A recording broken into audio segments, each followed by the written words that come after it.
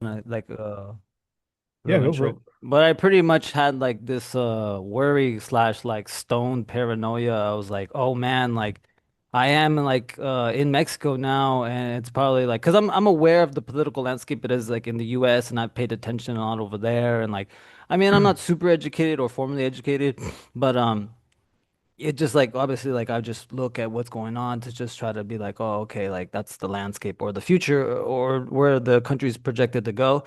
And so now it's kind of like, oh, I have to do that all over again, but for Mexico, and essentially have to learn a whole new system.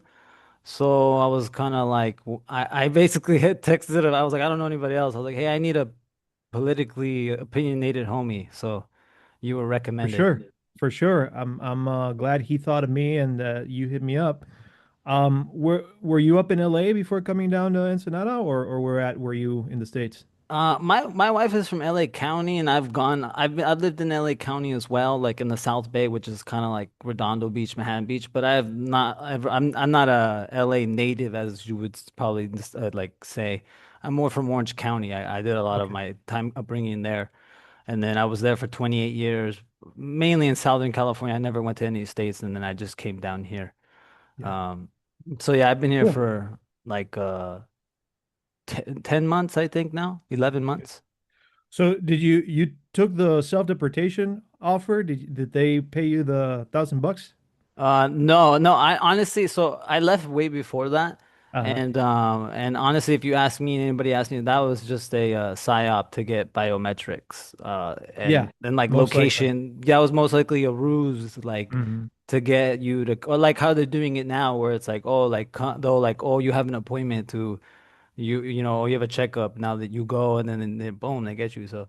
Yeah. I kind of never, as soon as the Donald Trump administration got into, well, as soon as he got inaugurated, I was like, oh, well, you know, I don't know, you Time to hit know, the road. basically, because my concern Fuck. was like them making it hard for me to get out. So they, and which they are, because they're essentially making it hard for you to move around. So it's like, I would think, I would just, you know, No, yeah, but for sure. for the sake of this, the content subject, so I'm just gonna say like, just for everybody, I guess, like, what's your name? How long you've been in Mexico? And so we'll just start with that, you know. Yeah, sure. So, I'm a meme page admin. Lots of people, including other meme page admins, call me Carrie, um, or Cari in more in like a Spanish language accent. Um, and I do other stuff as well, not just the meme page admin, but it's a big part of my life, nevertheless. Um, and I've actually lived in Tijuana most of my life, like 90% of my life in Tijuana.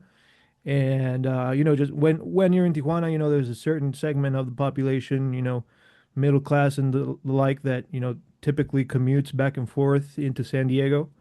Um, and so I'm part of that segment of the population. And just grew up uh, kind of on both sides of the border. We go over to San Diego mostly for work and for shopping. Because back in the day, at least in the 90s, we didn't have any nice shopping centers in Tijuana. There was always Plaza Rio, but nothing like Like there is now, yeah. It's yeah, crazy now. Yeah, TJ's like a little bit like LA now. It yeah, could, yeah. yeah. It's certainly coming up, and a lot of tall high rises nowadays, and a lot of shopping malls, and pretty much anything you would find like in Mexico City now you can find in Tijuana nowadays. I'd say that's been that way probably for the last 5 years, maybe a little bit more, but it's really come up since then. And so what I do right now with the meme page is I got this first the meme page was Me Mazapanes. That was like the original like catchy name that helped me like gain a following. But then I got nuked after posting some anti-Israel stuff, and so I had to switch to my backup account, which is currently the Politburro Pod And I'm sorry, when you Instagram. say nuked, what do you mean? Do you mean like deactivated, or you got like you blew up? Deactivated. Okay, okay. So it got zucked, like the kids would say. Yeah, yeah, yeah. And So, but I've been sticking with the Politburo Pod account for a while now, as that one being the main, and I've pretty much regained the same following that I had before. And I have a YouTube channel, also Politburo Podcast. It's in Spanish mostly. I think maybe we've done like two English episodes, but it's mostly in Spanish. And we cover global politics, we cover Mexican politics, Latin America. And so yeah, in a sense, I'm a politics nerd. I picked my career erroneously because what I do for work doesn't have anything to do necessarily with politics. Um, but yeah, I've been a politics nerd, especially since like Trump took office, because that was just like, man, this guy that's a scammer, has failed his way up his entire life, got to be in the most well-respected job in the Western world. What the fuck are we doing with our lives, man? What the fuck is going on with politics? And I kind of really been involved, it kind of I started like an activism chapter in my life after that, and started organizing some rallies and stuff, mostly in Tijuana, and then sometimes participating on in San Diego as well when there's been calls to actions over there. So you have Uh, dual um, citizenship then. Yeah, yeah. Okay, yeah. And I'd say that's, fairly common around these Yeah, yeah, yeah. parts. Were you born here or were you born in the US? Born in the US, yeah. Okay, okay. You just grew up in TJ. Okay, cool, Yeah. cool. I was like, that's why your English is really very well. So we're kind of like, we're like the opposites, basically. Pretty Yeah, much, yeah, kind of. yeah, basically. Yeah, you're born over there. You spend your whole life over here. Yeah, basically. So, Yeah. no, yeah, well, you pretty much knocked down my next question. I was just wondering, like, what entices you to being political, and if you had any credentials. But I guess I mean, you're just basically passionate and like and interested. And since I'm guessing, since you are from both sides, you're like it just kind of plays into like, well, you're just involved in the politics in Mexico, basically, and that kind Yeah. of, yeah. I Okay. mean, once you become politically active, you got to stay open to receiving information. And that's like on both sides of the border for me. So I'm like, I mean, honestly, I grew up watching like The Daily Show and the Colbert Report and that sort of stuff. So as earlier in my life, I was more familiar with like the U.S. politics. But Right, as right, you right. get older and you start, you know, digesting certain types of media, it's easier to become accustomed to, or to learn about Mexican politics as well. And then it's a little less accessible than U.S. politics maybe because everything is entertainment on the U.S. side. So it's Yeah, easy yeah. to And digest. propaganda is very hard. I mean that's essentially why that's why we're here. I mean, you would think like I mean if I'm Mexican, like a really Mexican, like born over here, and you would think I would under like know, but I don't. And as partially it's because of me. Obviously, I didn't like pursue educating myself, but as well as when I, like you said, once you kind of grow up, you get more geopolitical, and because it Hmm. all ties in together and it all starts to make sense a Hmm. little more. And so, yeah, like in the that, but also just like the U.S. propaganda machine, like we're in a bubble, we're in a Yeah. straight up bubble. So I completely understand where you're coming from there. Yeah, but Uh, what I was also going to say is that, like, especially since like AMLO, who started doing the mañaneras every morning, and Claudia's still doing the same thing, like doing a press report, or a press conference every morning, weekdays at least, I guess. I feel like there's a lot more access to like what's going on politically, like at a federal level for sure. Um, like sometimes I feel like I know more about like Mexico City, that's thousands of miles away from me, than what I know from the politics in my own state, which I try to keep up, but it's a lot harder to digest because you have to go digging into the local newspapers. Whereas for like federal news, you just turn on YouTube and you hear Claudia Scheinbaum talking about it herself, and then you go into Twitter and you see what all the haters and all the bots are saying against her. yeah, And yeah. so that's how you kind of form an opinion from there. Okay, okay. Okay, so I'm gonna shoot some questions now. Just because like I'm trying to also tie in my audience from the States, which is majority for the most part, and Sure, so I'm gonna come at you from the kind of like an ignorant, like American minds type, thing. for sure. And again, there's no comparison. Mexico is definitely its own entity with its own laws and respect. But so these questions are like, so how would you? Sorry, my son. No worries. How would you explain the government to someone from the U.S.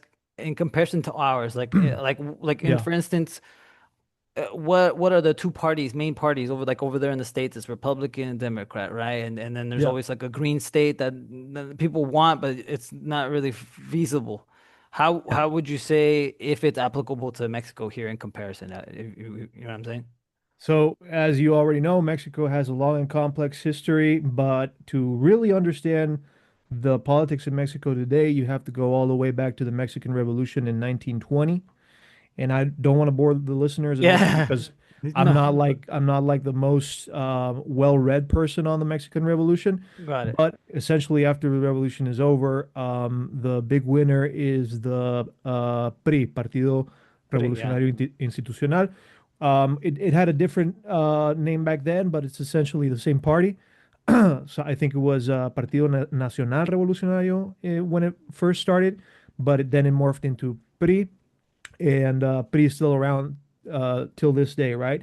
So the PRI really shaped Mexican politics from the 1920s all the way up until the year 2000 when Vicente Fox with the PAN party, Partido Acción Nacional, PAN party, took office as the presidency, as a president, and that was the first president ever to be from a different party other than PRI, right? So Mexico essentially after the revolution was a one-party state, and they couldn't be like Marxist Socialist Party, right? Because of our close relationship with the U.S. and the U.S. being this historical hegemon power that is completely anti-communist, right? So, but even then, they call themselves revolutionary, right? And there's always this propaganda discourse about the PRI doing the things for the benefit of the people, right? It's the party is a manifestation of the will of the people, which is very popular and really a Marxist kind of thought that really gives root to this initial movement, which is one of the most important movements in Mexican politics. Like I said, shaped all of the administrations all the way up until the year 2000. Unfortunately, we had a really great president with Lázaro Cárdenas in the 40s, I want to say. And I'm sorry to not to cut you off, but so again so that my like Yeah. American, well, not American, but I should say from the States. I just say Yeah, I'll America. wrap it up. I'll wrap it up. No, no, not Uh, like that. uh, Um, just that like, what would you say in terms of PRI being? Was it uh a like a Republican? Was it was it socialism? Was it So it started what as was it? more of a socialist party, right? Because it's a Yes. party of the revolution. But it was always a socialist in discourse and bourgeois in practice, right?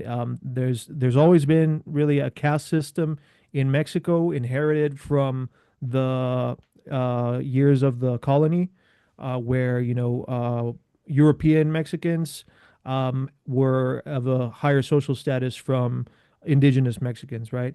And so the elite Mexicans from European descent are still the ones that, in the majority, hold all the levers to power, and that replicated itself through the revolution and with the PRI party as well, right? And Okay, so okay. it devolved from being this socialist party with Lázaro Cárdenas, who did the expropriation of the oil in Mexico, where Yes. there were these American companies exploiting all the natural resources from Mexico. Lázaro Cárdenas said that's going to stop, and we're going to keep the oil for ourselves and then sell it to the United States. And so that was a very socialist thing to do, right? Yeah, yeah. Um, That's when Pex Mex was born, right? Correct. Pemex, yes. Pemex. Oh, And so After that, the problem was that, and the same problem that still a lot of socialist parties around the world have, right? After you have this very strong leader, they don't have the wherewithal to leave a strong successor. And the politics becomes more and more oriented towards preserving the privileges for the wealthy 1%, right? And so you had this very socialist president with Lázaro Cárdenas, and conditions started to get better for a lot of people, and the middle class did grow up until like the 70s, and unfortunately from there some economic troubles with the devaluation of oil, and people's buying power really decreased after that, and so but the pre-party kept being in power because it was really just a one party. There wasn't the other parties really only control like a couple of other states, like Baja California, for example, and Sonora sometimes I think also were like bastions for the Acción Nacional, the PAN, and so yeah, unfortunately, the problem with the PRI was that it became a party for the bourgeoisie, right? The political class to preserve itself, and that is what the PRI still represents, a vehicle for the same political class to preserve its own interests, right? And that's the way the PRI exists until today. Although you nowadays after AMLO, the PRI is like at the point where it's very close to disintegrating as a party, just because now the hegemonic party within Mexican politics has become Morena. The party that AMLO really incubated came to replace the figure that was PRI, and he also had a very socialist, very in some ways revolutionary discourse. And unfortunately, now just a little bit after AMLO, but even during AMLO, there were telltale signs that the same vices the PRI came to inherit, or not inherit, but the same vices that grew within the PRI toward the end of its life are a lot of the same vices that Morena unfortunately has within itself nowadays, and that is what gives the opposition, which is the PAN and the PRI, which have been in coalition against Morena for the presidency in last election, for example. Um, the fact that Morena has become so degraded as an authentically socialist party gives the opposition ammunition to say you're corrupt, you're defending narco terrorists, as they call them nowadays, and just a whole bunch of other things that there's always a kernel of truth in the propaganda that the opposition tries to put out, so that it's not a complete lie, but yeah, that's kind of like the panorama that we're looking at today. Morena is this big hegemonic, um, somewhat socialist, more social democratic party that is still trying to preserve the interests of capital, versus the opposition, which is uh, really, they lean conservative, but they're really all over the place. And that's one of the big problems that they have, and why Morena is just going to keep on winning bigly, as our favorite president likes to say. Bigly. Yeah, Okay. Yeah. for the foreseeable future, because just the opposition right now really does not have like a coherent discourse or a strong leader that could inspire a large sector of the population. Because the propaganda against Morena is already there. There's a really really strong apparatus of propaganda against Morena, and you can see it all day on Twitter. There's entire TV networks, cable TV networks like Fox News, but in Mexico, it's called Latinos. And it's just programming 24 hours a day, 7 days a week, dedicated to be against the interests of the quote unquote socialist party, which would be kind of, well, liberal party, right? Like the Democratic Party. So you can think of Morena like the Democrats in a sense, Okay. and the PAN as they are the bigger opposition party right now, with the PRI more like in the background because they're about to disappear, hopefully. And Yeah, so yeah. the PAN being more like the Republicans. And sorry that was so long-winded, but in a nutshell, that's Mexican politics up to this day. Not at all. This is exactly what I came for. I just more of just I'm like, oh, I hope I don't want to take too much of your time. Like, well, not dumb questions because no such thing as a dumb question, but No, just yeah, for sure. I'm you happy to talk understand. about it. Okay, and then so that goes to the next question, which is like in a sense of corruption, because it seems like to us, the Mexicans on the other side are like, oh, that's all you ever hear is oh the corruption, the corruption, the corruption. Is uh like is most of it corruption due to organized crime, kind of like dictating that stuff, or is they have their own like is organized corruption a whole different thing that kind of lives alongside political corruption? Hmm. Yeah, or I would say that organized crime is an industry of itself, and political corruption on a different side is something else. But they do a lot of times intermingle, right? Okay. Um, the unfortunate reality is that the um, narco organizations have a lot of money and a lot of firepower, and so they are able to control large sections of Mexican territory, right? Mostly like rural areas, but there's farmlands, there's mining towns.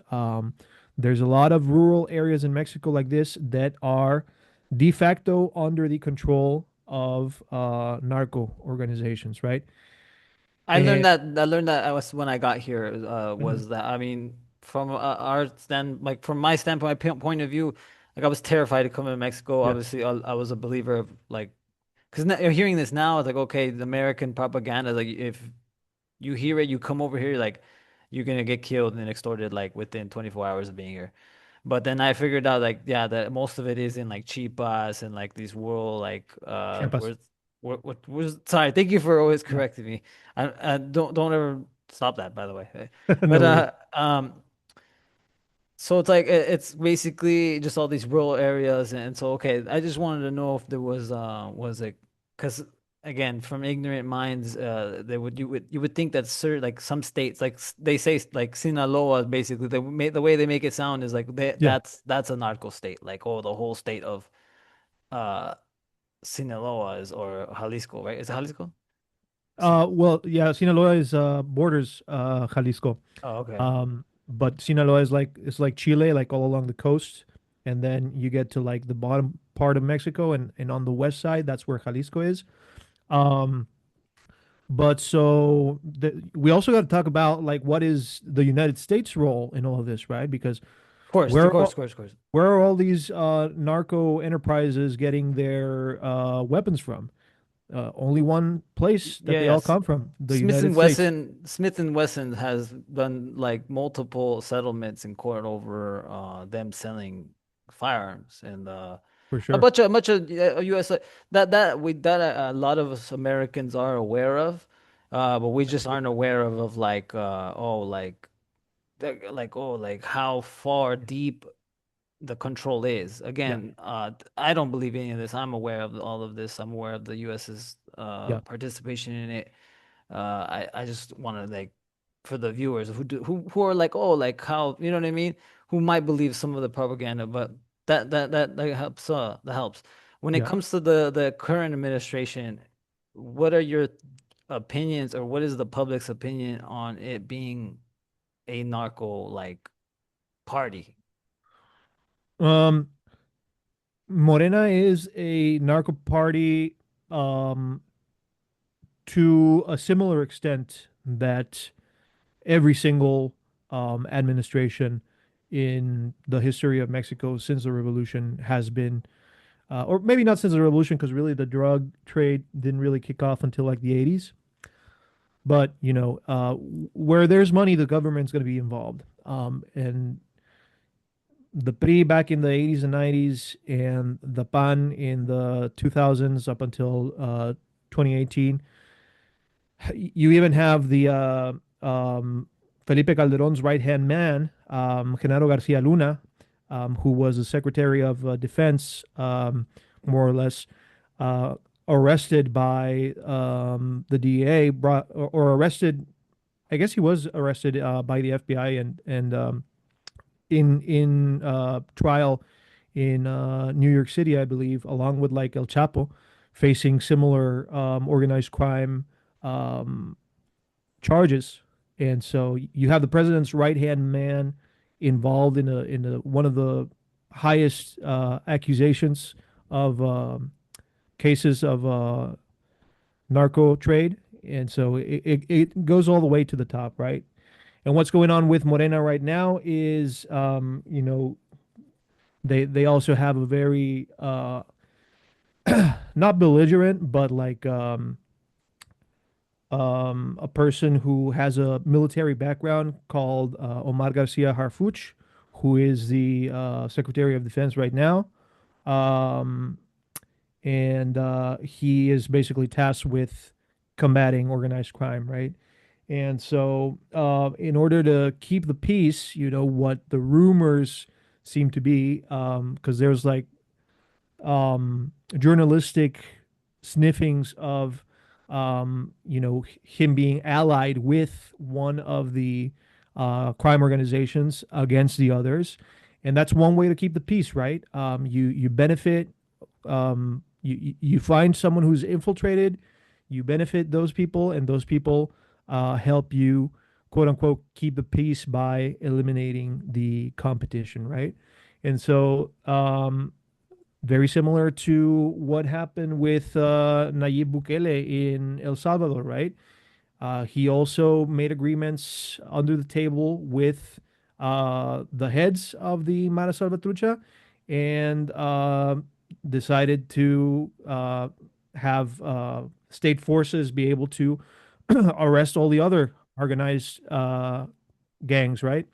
And that's how he created this CICOT, which is where they're sending the Venezuelan immigrants. Trump is sending the Venezuelan immigrants that ICE is capturing to the CICOT prison in El Salvador. But they also have the Mara Salvatruchas there, which are basically just the gang members that were on the wrong side of the Bukele government. The other heads that he favored, he paid off, and he also exported some of that violent crime to neighboring countries like Honduras, right? And so he was able to turn that around into a big marketing campaign and say, now El Salvador is the safest country in Latin America. Of course, it's a very small country with a very small population, but he essentially did something very similar to what is rumored, because I can't confirm is Yeah, happening of course. really, but it's rumored that that's the strategy that Garcia Harfuch is following, and so far it seems to be turning up results. Right, there's a tendency of lower amounts of violent crime, and people like to see that. The problem is we don't really know what happens, behind the curtain. Got it, got it. Okay. I I'm sorry to do this to you. You might have to hang up, right? And call me right back because Oh yeah.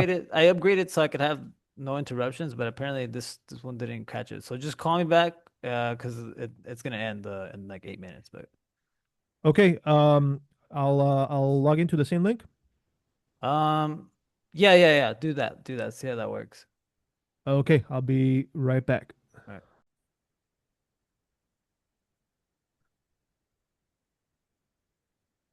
Hey, it looks like we're back.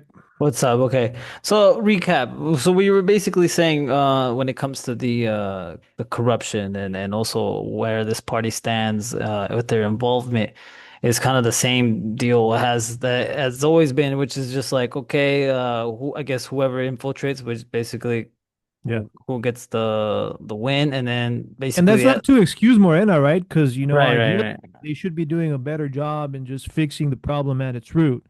Correct. Um, it's just to say that, it's not all too different from what historically has been the case, but we still have the right as citizens to ask for them to do a better job than they currently are doing. Okay, then I guess that's actually was one of my questions. So, aside that answers what the administration and the government is kind of doing for the cartel, I mean the organized crime. What is the like kind of the community and their attitude? What are they doing actively? I guess like for intervention and like prevention. I guess when it comes to. the ongoing of these organizations. You mean in the community, like just like average everyday people? Yeah, I mean, because like in the U.S., like to get kids to stop doing gangs, like they most of the time the one of the ideas or the approach is to reach the youth and obviously like I mean I would assume I mean from my standpoint or my hopeful mindset I guess from coming to Mexico because I knew they had these problems, but I was like, well, maybe that's what all of this quote unquote success. I mean, it's and that's another one of my questions is about the success of this administration. But the quote unquote success of this administration is, and their goal is to basically raise living standards so that like it's kind of like, well, why Yeah. would I become a part of these organizations? You know what I mean?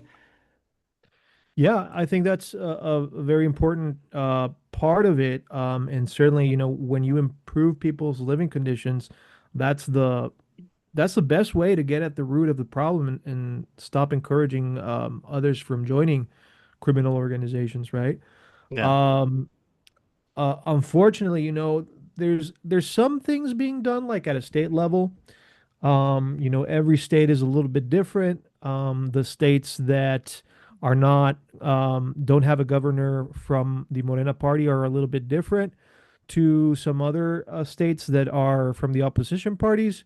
But in general, they all have this sort of narrative of going against narco culture and narco influence on the official side of the economy. And so, every state has different programs, different social programs. Um, like in Baja, I really would be hard pressed to tell you like one example of what exactly they're trying to do to prevent communities from joining criminal organizations. There's federal programs. There's a lot of welfare programs that have been instituted, and recently there was this um, international study put out saying that Mexico and Brazil are the two countries in the region that have drastically reduced the amount of poor population in the continent, right? And so I think there's obviously something that is being done right by Morena, although there are a lot of areas where they could improve, like I said before. And some of those social programs which are very important and then I'm very glad that they're instituting is like welfare checks for single mothers, for um, senior citizens, for young people, I think up until 25 years old. Disability Like now. disability, people with disabilities for sure. So they're really focusing these welfare programs on people who need it the most. And you And do you know, think do you think, I mean, do you think my assumption is correct that that's, I mean, not the full reason why they're doing it, but it's like, I guess that it is the approach of becoming a better country for the long run, right? I would say so because the counterpoint to that is the opposition says, "Oh, you're turning all these people into lazy people and they don't want to work anymore because they just want to get money from the government." And the money that they give out is not enough for anyone to live off on. It's just a little bit of help so that that single mom can afford to, buy a new fridge if the one they had breaks down for whatever reason. For that young person who just graduated high school and is looking for a job, and maybe their parents have some sort of illness and they're depending on that person to get a job, but it's a hard labor market out there still in all situations, like it always is. And it's just that little extra push to help them get through the month. There's not enough of a welfare system where someone could be living off of that welfare, right? Um, so that's the argument that I would make against these people who say that the government should reduce welfare programs because it's not enough to live off on. It's just like a little extra that helps people get through the month, get through the week. Um, and I think that that is really indispensable in any country, honestly. and more so Mexico, which is a developing economy, which you hear a lot of, you get a lot of flack also in the political commentary space saying, oh, Mexico only grew like 0.5% this year. Morena is really bad for the economy. But the truth is that investors look as Mexico as a really solid market to invest in, because of our relationship with the United States, and that we also have a good relationship with China. Is Mexico is still a really good manufacturing and services hub, right? We have a very diverse economy, and we're a massive, massive country. So like a 0.5% is millions of the GDP is millions of dollars more than the 5% that they're bragging about in Argentina, which they're not even hitting. They're supposed to have this uh, uber capitalist president that destroy the welfare state and is getting rid of all the red tape so that all the multimillionaire multinational companies can do whatever they want and stop paying people a living wage. And they grew 5%, but when you compare it to the economy of Mexico, they're still far behind.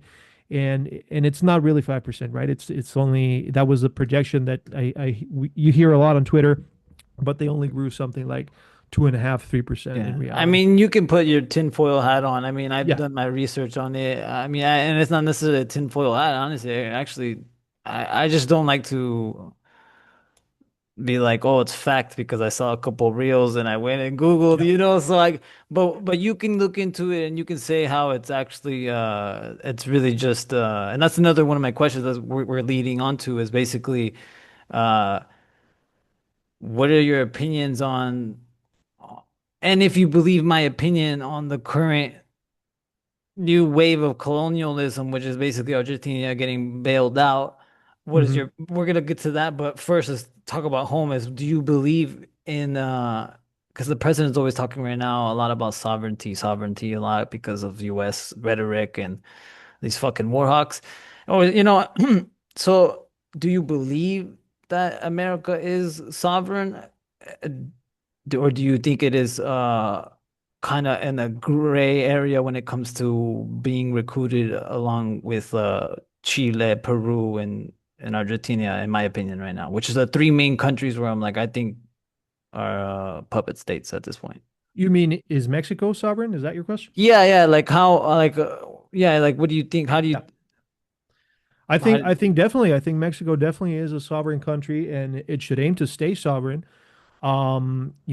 The reality also is that because of our geographic status right next to the border with the United States is always going to be our number one trade partner, right?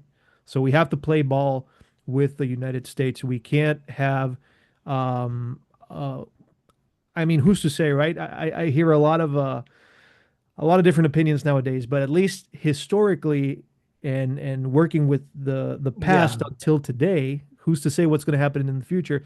But working off of the history of Mexico, all governments have been very hesitant to implement truly socialist policies because of the fear of um, the United States taking action against that, right?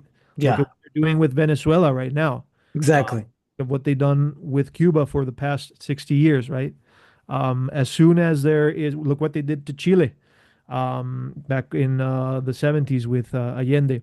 Um, so as soon as a Latin American country starts getting too socialist, the boot comes down, and our that boot hits hard for the people on the ground in the country that suffers the receiving end of American bullets, right?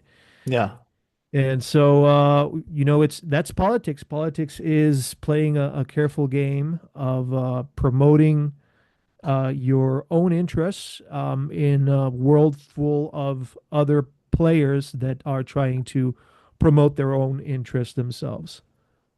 got it, got it. So this next part is just speculation and opinion. We'll go back to like kind of like a factual thing. So, um, based on your content, would you describe yourself as a communist then? Yeah, I'm hesitant to use a lot of tags sometimes because um, I don't know. I think it's sort of pretentious sometimes. Like, what does it mean, right? If I say, Yeah, yeah, I'm a yeah, communist, what does that mean in an age where there's no communist party for me to participate in, right? yeah. I sympathize and I agree with Marxist thought, um, uh, material historical analysis, and I sympathize with world leaders such as Lula in Brazil, Xi Jinping in China, Claudia Sheinbaum to an extent. I think she's doing a lot of good work with what she has been given. There's a lot of areas where I think she could be doing better as well. But that's going to be the case with every single politician, right? Like the saying goes, you haven't been there, and you haven't had enough power to know what it's like, right? Right, right, right, So, right. so we don't know what she's dealing with on her end. But yeah, that's a kind of thought and world leaders that I would like to see more and more. And eventually, I try not to be idealistic because that's just not the way the world works. But what we should be shooting for is a moneyless, stateless, um, no hierarchy society where everyone is equal and we all have the same rights and we are all able to develop ourselves into our true calling, our true potential. That's the kind of society that I envision, and that's what I think communism is. Okay, okay. Thank you for that. So in all of that, do you think, in your opinion, that Mexico is headed towards not communism, but in a Mhm. way, because what you just described is, I mean, a utopia, basically, like a perfect world, Yeah, basically, and I mean, no, I know we can't have it, I mean, I'm sure Mexico and its problems are never gonna go, not never gonna go away, but are we're far from it exactly. for sure. But do you think, in the sense of direction Mhm. and the way Mexico is right now, do you think we're headed towards something like that? To be honest, no. I Okay. honestly see like I just said like I like some of the things that Sheinbaum is doing. I think she's a good leader, but she is also suffering from something I mentioned already before that she's not doing a great job in appointing a strong successor or building strength within the party to keep it away from bourgeois politics, right? They're not they're doing all this welfare stuff, which is good. I agree with that, but they honestly need to purge the party from what it's become in these short what do we have now, like 8 years of Morena. It has come to include all of the vices that the PRI had before, and so we honestly desperately need a purge within Morena for it to be on and for it to become an authentic revolutionary party that could steer the country in the correct way after Sheinbaum, because Sheinbaum honestly is looking great, and who knows what is going to happen. 30, I think, when she's going to end her term. Um, so who knows what the future will hold for then, but I think at least for now, there needs to be some serious cleansing and purging from within the party for it to return to its trans right? They have something very important within the party. What would you call it? It's not a dogma, but like one of the main pieces of ideology within the party is poor people first, right? And so Yeah. in Spanish, primero los pobres. And that's not to say that, you want there always to be poor people, but it is to say that the people who are the most vulnerable in your society should be your first priority to help fix their issues, right? Especially as a political party, that should be always your first uh, directive, your main drive. And I think it's fortunate that we have that in Morena still. But there could be a leader of the party tomorrow that forgoes that completely, right? The way things are going right now. So I think Morena really desperately needs some urgent fixes for it to remain a transformative and authentically revolutionary party, unfortunately. Okay, and do you think that is still the fact? Oh, well, for I first I should ask, does Main Street and is there such thing as a Main Street and a Broad Street? Like down not Broad Wall Street and a Main Street, like in the sense of Yep. America, like in America, sometimes, like right now, that's what Trump's trying to do is trying to get rid of the other many checks and balances that already he got rid of, but he's trying to get one more, which is the separation between basically Wall Street and the Fed, the money policy, and the actual political ideology slash policy making machine. You know, the whole thing. Over here in Mexico, is that similar? And if so, uh, how does that play into politics here? So let me ask you again, what is Trump currently doing between for the relationship between Main Street and Wall Street? Oh, well, basically, he's trying to appoint his own Fed. Right now, it's Uh, Jerome Powell, and he hates him because he yeah. wants him to lower interest rates, but inflation is way too high. So basically, if he appoints his own f head of the Fed, then he can essentially do whatever he wants and print money and all Right, that, right. all He's trying that. to molest the money. Basically, yeah, he's trying to diddle the money now, you know. So, Yeah. do we have those type of problems here where it's like how does the money and money policy affect Mexico? Oh, we're having technical difficulties, guys. Damn.